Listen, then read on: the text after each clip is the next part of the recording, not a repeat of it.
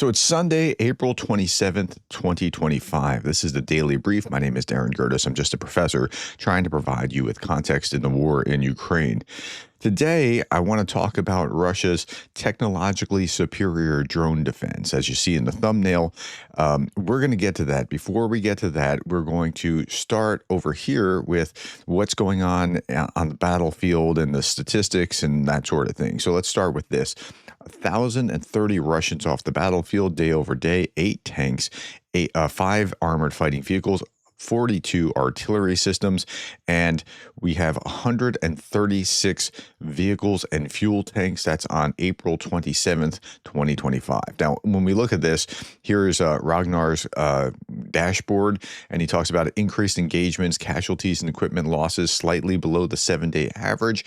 8 tank losses, unarmored vehicles, drone losses above the average, shelling, but more MLRS strikes, relatively few Ukrainian strikes. I want to talk about this one, and I want to talk about here. So when we say that the numbers are below the average, like casualties, that's because we're still including the ceasefire here. This number was half, so it's going to be, so tomorrow it should be about right for the week.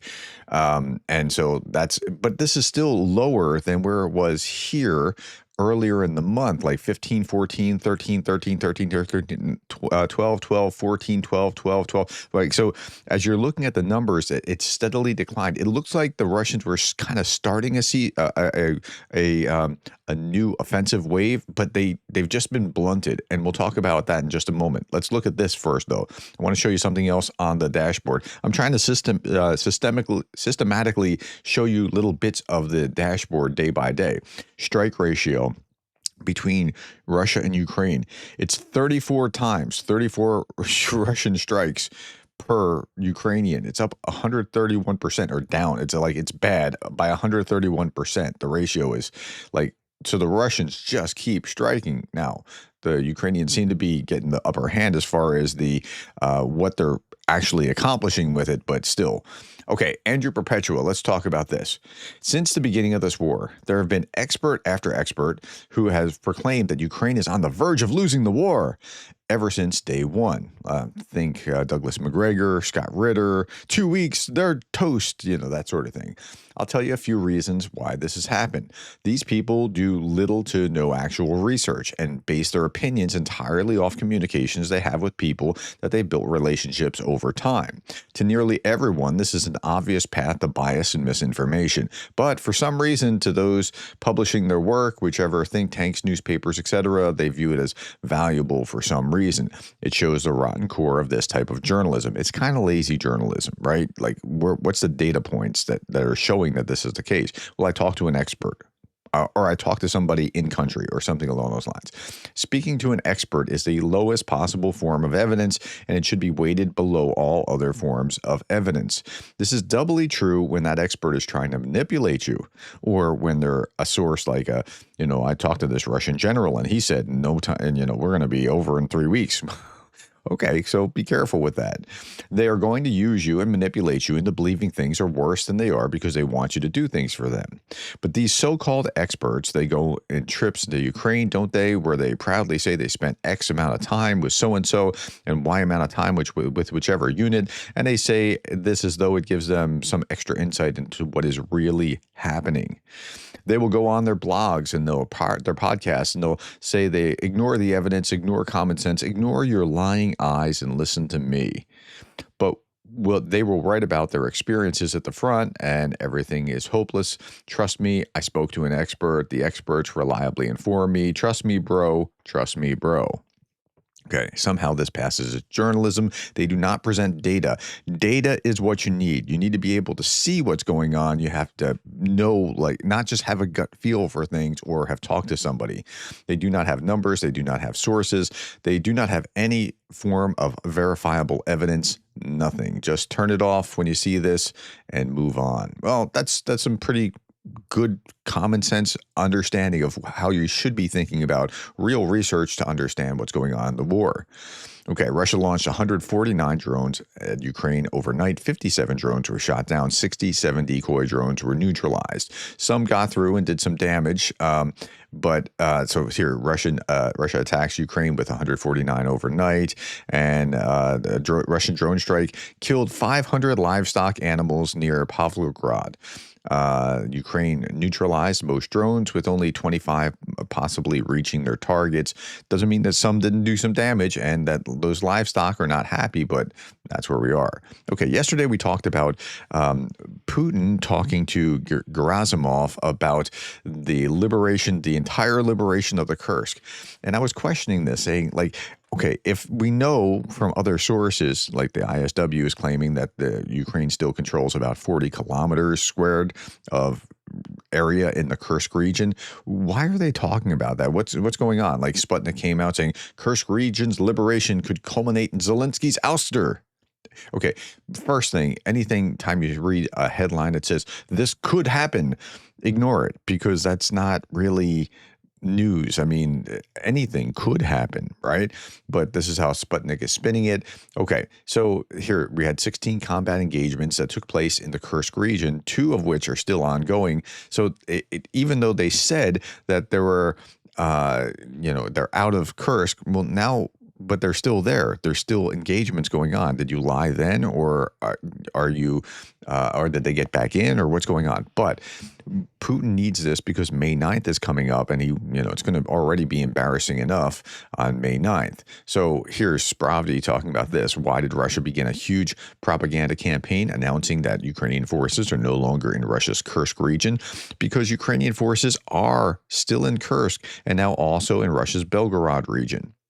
And for the aging Russian dictator, it's bad enough that this year's May 9th parade in Moscow will feature military gear borrowed from Kazakhstan, but to also have Ukrainian troops pressing into Russian regions, it's just embarrassing, right? So that's partly explanatory. By the way, that they're still having a May 9th parade is just amazing to me, because, like, wouldn't it be something if Ukrainians could strike those military marching units with drones? Like, I don't mean Shaheds. Like, you could have little little tiny FPV drones coming from not too far away that could be swarming in on that parade and just hitting the people in a, wow. It just seems like it's a very dangerous plan, but okay. Ukrainian forces recently advanced near Pokrovsk. Russian forces recently advanced near Novopavlivka, Kharkiv, and Velika Novosilka. Okay, now let's do that intensity map kind of thing. Kherson region, we had 1 enemy attack in Kupiansk direction, 4 enemy attacks. Zaporizhia 4 times. Novopavlivka direction, invaders stopped 13 attacks. Seversk direction, 3 attacks, and then Bakhmut front, another 10, so that's a total of 13. Liman direction, 21 attacks. Northwest of temporarily occupied Horlovika, 27 assaults, and in Pokrovsk direction, 59 assaults. That's very high, given that we're talking about not a lot, 1,030. I would expect, like, if there are 59 assaults, I would expect something more like 1,400 casualties or something like that. These casualties aren't really, they're not really able to get through and, like, do the meat waves because the drones are just really holding them off. So everything has changed with drone warfare now. On the Sumy front, this is a drone exploding the thing you see here. So on the Sumy front, Ukrainian forces destroyed Russian artillery shelters, bunkers, mortar positions, vehicles, and personnel. So it's just hard to move forward. So the Russians have solutions. The Russians are using for meat waves golf carts, e-scooters, and buses. The lack of armored vehicles of the Ukrainian army lays bare to all of us the level of destruction. The Russian human material will escalate more and more. When they actually do launch, like, I think this is like a probing kind of thing to get a sense of what they're going to do to lay it all out before they just throw all their meat into the assaults. But yeah, that's not working out. Do you ever think everyone driving a Lada always knew that they were driving around a war machine? Because that's what these are. These are now, that's what they're being pressed into service as war machines. By the way, here's this bus. It's not going to go well for that bus. Yeah, you can see that it's not going to go well, right? Here's a drone coming toward it. Well, yeah, it's not going to go well. And yeah, Russians are at it again, upgrading their finest military masterpieces. This is a UAZ Bukhana. They've turned it into a legitimate armored beast, slapping extra metal sheets and tire scraps that will make it a rolling bonfire when a shell hits it. Like this thing with having tires on it, the tires are just going to make it, flame. I mean, it's going to burn when they. So that's what they're trying to do with this. This is how militants in Russia's state go to war in a chopped up car with flimsy attempt at landmine and FPV drone protection. So this was here's the landmine protection. So this should hopefully trigger a landmine and stop it, I guess. I don't know. I guess this plating is supposed to stop it, but I don't know that that's going to be. And this FPV drone protection, I don't think that's going to stop a drone from actually doing some significant damage. Okay, and it actually didn't. This is the image of it here afterwards.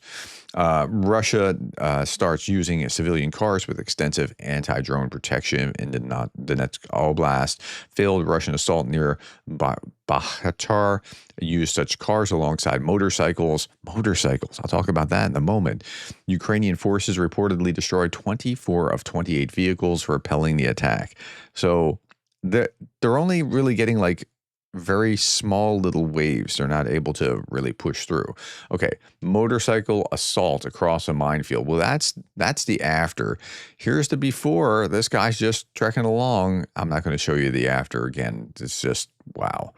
Okay, ISW, the Institute for the Study of War, is reporting that what's happening here is kind of not smart for the Russians, but this is their new way of going through things. ISW reports that the Russians are getting ready for summer attacks, riding mopeds and motorcycles to slip past Ukrainian drones. Okay, so they're trying to trade off speed so that Ukrainian drones can't get them. Like if they're just fast enough on a motorcycle, because a tank kind of slow and lumbering. Okay, they're training in small squads, fine tuning their moves to speed through drone kill zones like it's nothing. So that's what's like the new plan. Russia may be developing, quote, a tactical doctrine for systematic offensive motorcycle usage, according to the Institute for the Study of War. So they're training them to do this now, and yeah. We'll see how that goes. Now, I don't want you to get the idea when we're talking about drones, like this is a Ukrainian drone that's about to be blown up here. I don't want you to get the idea that that it's only like one-sided, that it's only the Russians that are blowing up drones. This is the point of view from a Russian drone blowing up a Ukrainian vampire. Vampires are actually really dangerous on the battlefield. Ukrainian vampire drone got obliterated. Russia fears these things. One of the most dangerous weapons that Ukraine has. Russia has used two assets to attack it: a Mavic with a string and an FPV drone. So you see at about 18 seconds in, that drone is going to have a right about here. Right. So that's a Ukrainian drone. It happens to both sides. Now it seems that the Ukrainians seem to have an edge on it, but okay. Here's the British intelligence update. More than 1,500 foreign nationals were recruited in Moscow between April 2023 and the end of May 2024 to participate in Russia's legal war against Ukraine. So it's not a lot of nationals of other countries that are there, but they are there. But what they're also doing is things like this. One of the recruitment videos from Russia's deceptively named Alabuga Start program, in which 18 to 22-year-old women are lured to Russia with promises of tech jobs, but then they're forced into assembling Shahed drones. So they're coming from other countries because Russia seems to be a great offer. Maybe I can improve my life. And then they're going to assemble Shahed drones at a factory that, well, the Alabuga plant was just hit the other day by Ukrainian drones. So this is not necessarily the best upward growth career pattern for them, but they think that this is a good deal going to Russia. Okay, Tim Snyder from Yale. We are selling the tech that allows Russian and North Korean missiles to hit Kyiv, But Trump won't give or even sell Zelensky the defensive tech needed to stop them. So this is going back, referring to United 24 Media, talking about how Zelensky says that the missile that killed 12 in Kyiv had 116 foreign-made parts, most from U.S. firms. So apparently that pressure that we have when sanctions isn't really working. They're getting around that. Okay, this kind of thing gives me hope. Every time I see one of these, I think, yes, we're moving the right direction to defend, for Europe to defend themselves. Okay, the small Baltic country of Estonia will establish a major military explosives factory. The operation is slated to produce more than 600 tons of RDX explosive yearly, supplying Estonian and European ammunition, especially artillery manufacturers. And it's like, it seems it's weird. Like, you're excited about, or you have hope because they're creating explosives. Yes, because if only the bad guys have it, then the bad guys use it. If both the bad guys and the good guys have it, the bad guys are less likely to use it. That's what I'm trying to explain. On this day, 18 years ago, Russia launched its first full-scale hybrid attack on a NATO country, that is Estonia. A combined cyber attack took down Estonian internet. Well-prepared mobs started rioting, and propaganda machine ran full speed. And they've been perfecting this craft ever since. All right, last little bit here, my friends. Darth Putin, parody humorist. We are now in the 4th year of Zelensky will be gone soon because Ukraine will collapse before an all-powerful Russian military that sweeps all before it takes. Yeah. Like they've been saying, it's going to be 2 weeks now. It's going to be just Zelensky's over. This is the end. Really? I mean, somebody should go back and calculate how many times Scott Ritter has said that over the last 3.5 years. All right, my friends, that's all that I have for you today. Thank you for your time. Thank you for the likes, the shares, and the subscribes. And thank you for being the kind of person that cares about Ukraine.